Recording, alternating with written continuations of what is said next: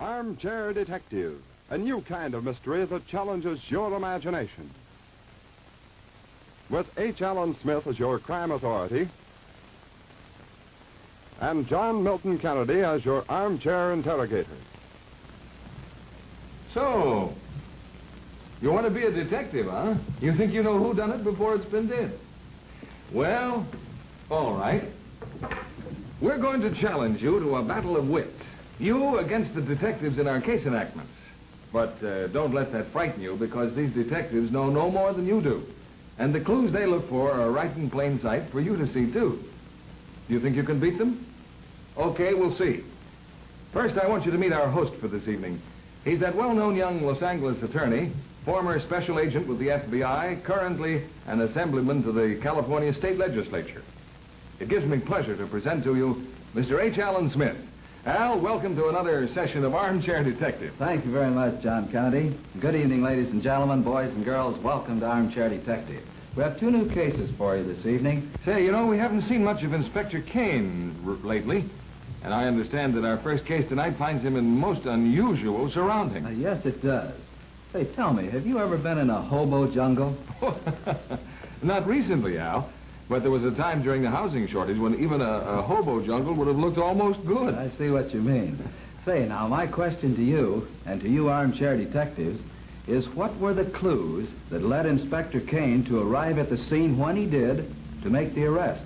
Did you get that, John? Give it to us again. Okay. Watch for the clues that led Inspector Kane to arrive at the scene when he did to make the arrest. Well, good. I can hardly wait for some of that mulligan stew. Well, then let's go out to the city limits, underneath the railroad trestle, where we'll meet a couple of mighty unusual characters.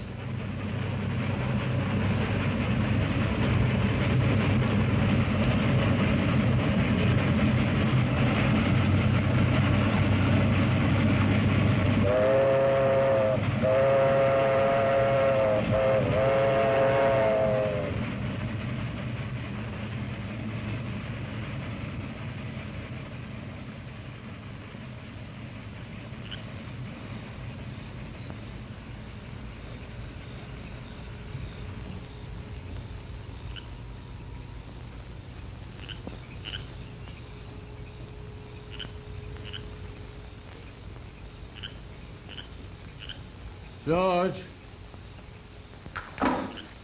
George, where are you?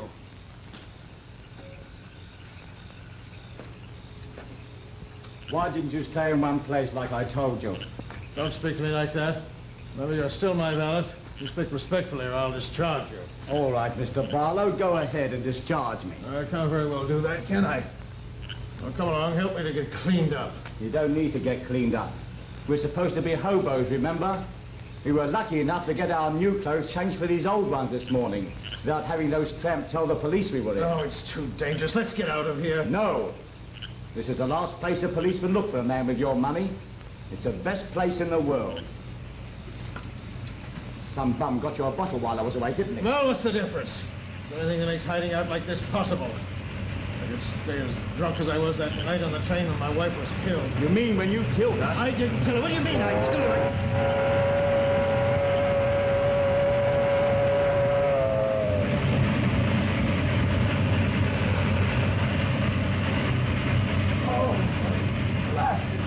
They'll drive me crazy.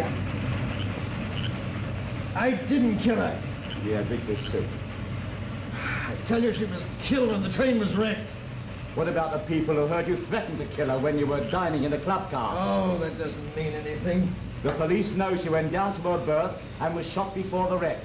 They've got your gun with your fingerprints on it for proof. Well, if I'd have done it, I'd have thrown the gun out of the window. The wreck prevented you from doing that. You didn't have a chance. But I... Yes, I guess you're right. Yes, they'd have probably convicted me. They never would have believed my story. But you believe me, don't you, George? What's the difference, Mr. Barlow?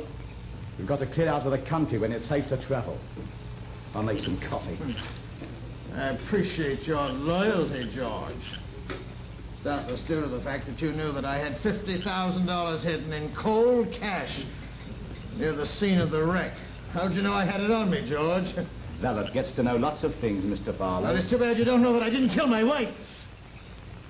Oh,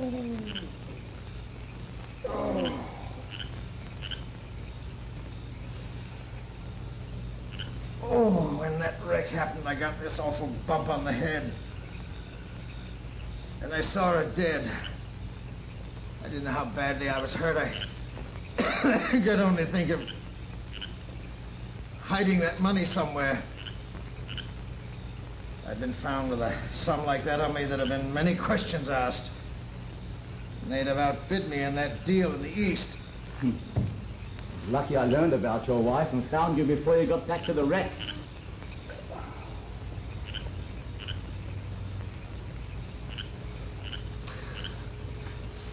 Well, come on. Well, it was lucky the blinders came on after you hid the money. You should tell me where it is, Mr. Barlow. Let me get it. It isn't safe. Oh, and trust you to bring it back to me now, George. I'm not that much of a fool. Well, read me what the newspapers have to say today.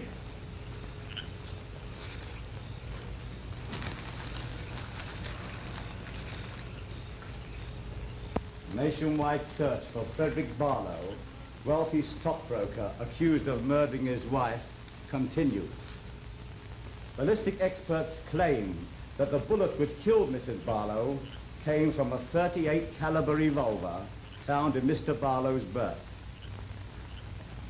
The gun contained a perfect set of his fingerprints. Mrs. Barlow's handbag is missing, and it is presumed taken by Mr. Barlow when he disappeared from the scene of the wreck. You give me that paper.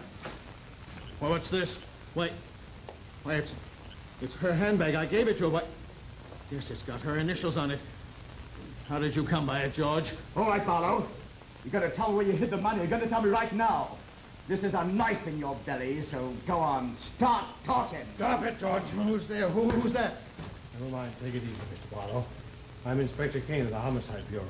I'll see that you get to the hospital right away. Inspector, why, police, that means that I'm under arrest? Not you, Mr. Barlow, no, but your valet is. No, you're only a missing persons case. Why, what do you mean, man? I'm only a missing persons case. Just what I said. You can be thankful that you finished clothes with those hobos.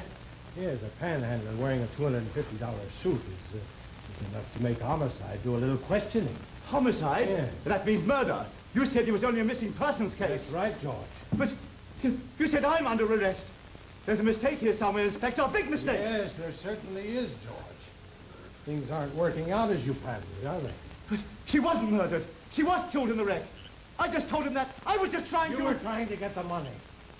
If you had got it, you'd have had to kill him anyway. Because as soon as he learned he wasn't wanted for murder, he would have been after us, you see?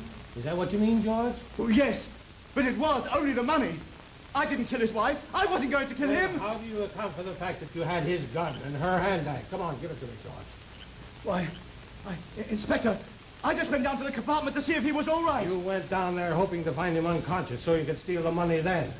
Well, yes, I did. But it was only the money. When I saw he was blinded, I just told him about his wife.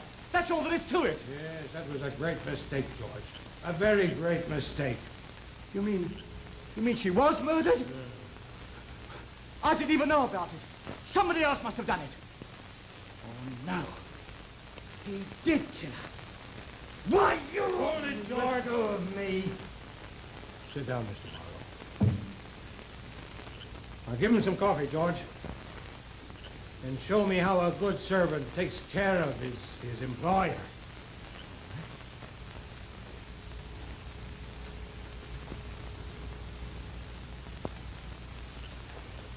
Boiling hot.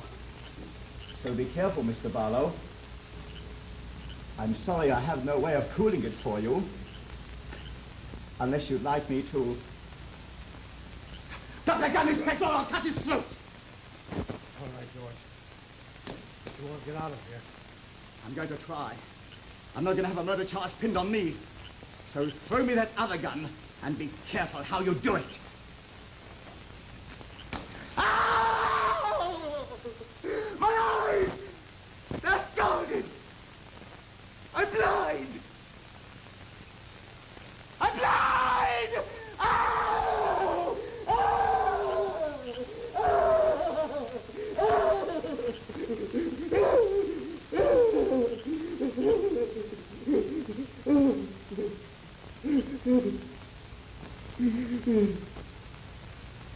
You'll find it's not so hard, George.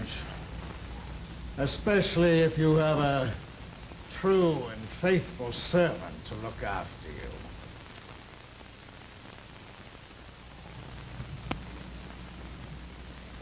Well, now, John, do you and you armchair detectives remember the question I propounded to you about this case?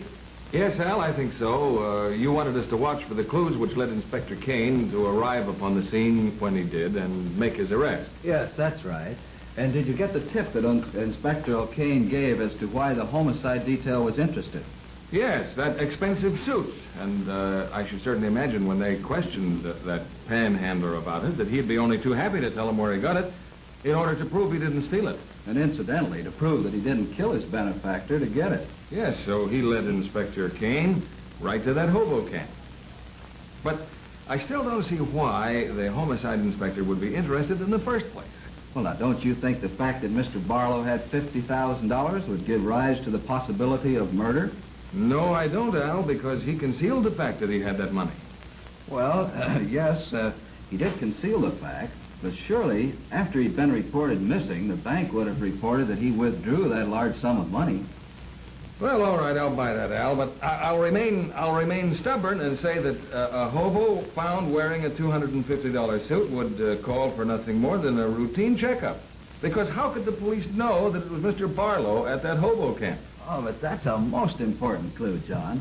Well, I suppose you're going to say that the hobo could give a description to the police of Mr. Barlow, but I got you there, Al. Because if he described Barlow to the police, he would have simply said, a blind man gave me the coat. And the police had absolutely no way of knowing that Mr. Barlow was blind. Well, now, that's a very good point. And you're getting warm, but how about working on the suit a little more? Oh, I suppose they would have removed all identifying papers from it. That's right, John. As a matter of fact, you're getting a little warmer. But what about the cost of the suit?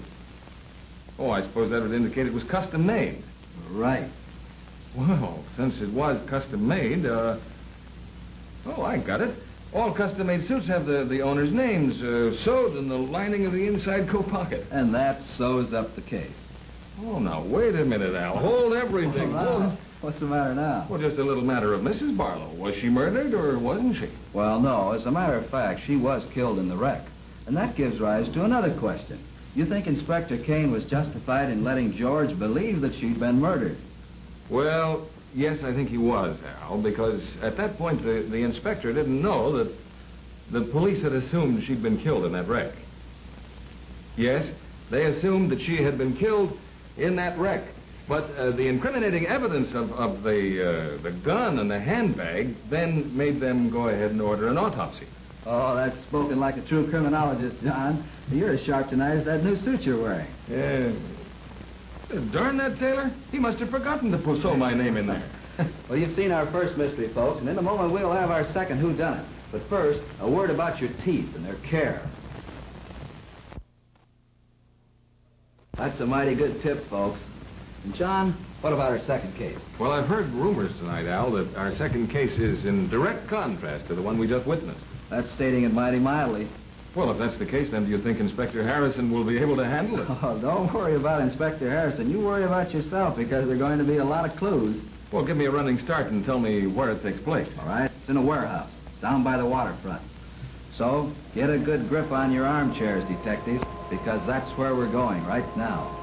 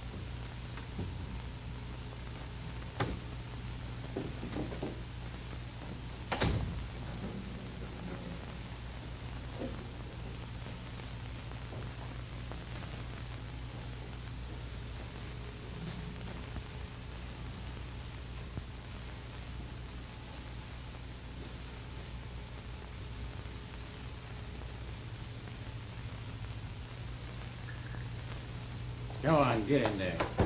Shoving me. You're lucky if I don't do more than that to you. What were you doing hanging around outside? You know who I am. Sure I do. So I dragged you in here.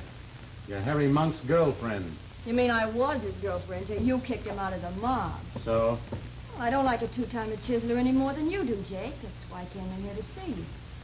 Keep on talking, baby. Look, Harry knows about this warehouse. He figures you're handling some hot stuff or else you're doing some smuggling. Oh, he does, huh? That Fink is really asking for a fast rub-out. And I'm the guy that can give it to him, too. You know, Harry, you're going to be a big man in this town someday. I like to stick with the winning team, if you know what I mean. Sure. I like a doll that knows the score. Yeah, you're going to be all right, baby. You want to sign me up right now, or would you like a sample of my teamwork? Let's have the sample, huh?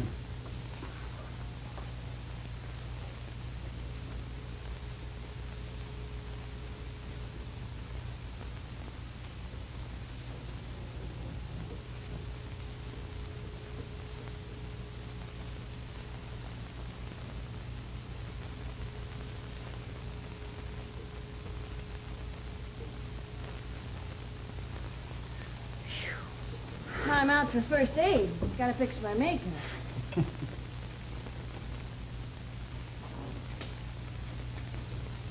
Somebody's trying to get in the front.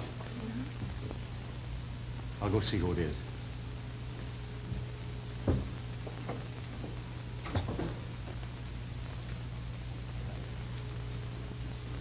Harry. So you want to trade sides, Well, the match? I was just trying to help you, Harry. I was going to find out what their racket was, and then I was going to tell you about it. Well, Harry, you got to believe me. Get in there. Harry, what are you going to do? Look, I wasn't trying to cross you, Shut up. Harry. What I decide to do depends on you. When he comes back here, tell him you thought you'd better hide. If he gets wise, I'll blast you both. But he'll take me back in there with him. And you'd love it. But maybe I'll go back there with you. Hey, Babe! Babe, where are you? Oh. Hey, what's the idea? Well, I didn't know who it might be, Jake. I thought maybe I better hide. Oh, smart girl. It's a Dick, all right, and he's trying to get in the front door with a passkey. Now, you stay here, and I'll get rid of him. Oh, if he looks back here, it's okay. We were just doing a little smooching.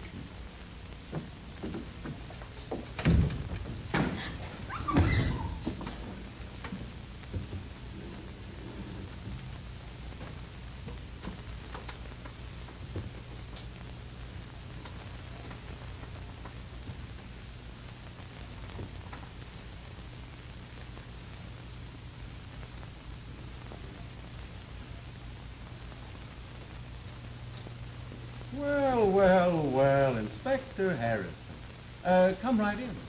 Thanks for coming to the door and letting me in, Jake. Oh, Inspector, you hurt me. I didn't hear you knock. So, you know, it's quite a coincidence you're finding me here. A bit of a surprise. You see, this warehouse isn't mine. You mean it isn't in your name? I don't have a thing to do with the place. Now, why don't you tell me that you're not here at all? That I'm just having a bad dream. Well, you see, I came here to meet somebody. You know, it's kind of embarrassing. Excuse me. The only thing that would ever embarrass you is the execution chamber. Well, now, Inspector, let's get down to cases, huh? What's in those cases back there? How should I know?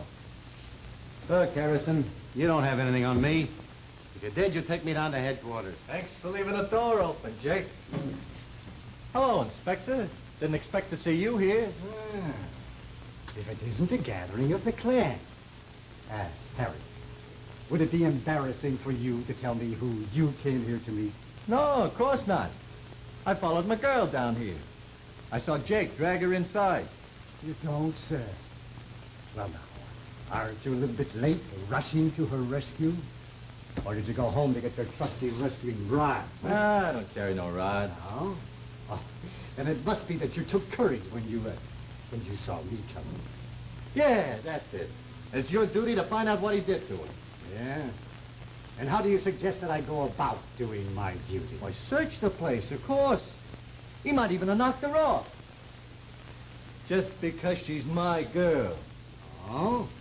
Then I take it there are strained relations between you two, Casanovas. Okay, she's back there. But the only thing that's happened to her is that she's fallen for me.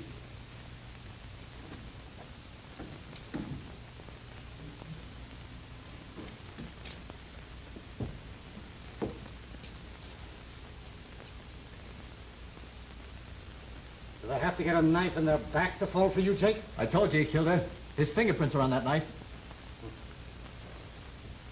Smell the blood on the front shoulder of her dress.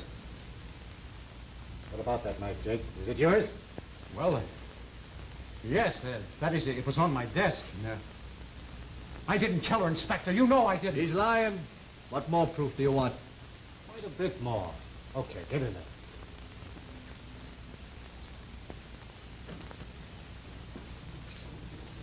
Harry, I've a little surprise for you. Jake couldn't have killed her because her body wasn't there when I looked before. And I've been with him ever since. I know it wasn't. I mean, I know why it wasn't. You know why, Inspector?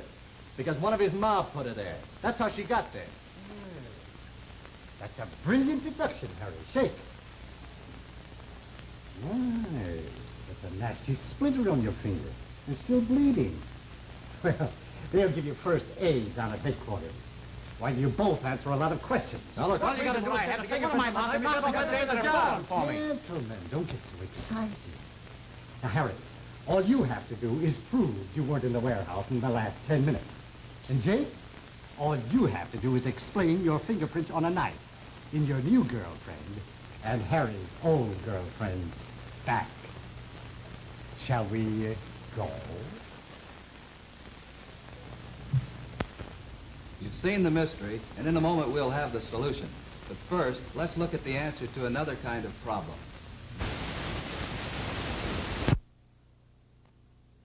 John, I have a lot of questions for you and for you armchair detectives, so I hope you're as sharp as you were in the last case.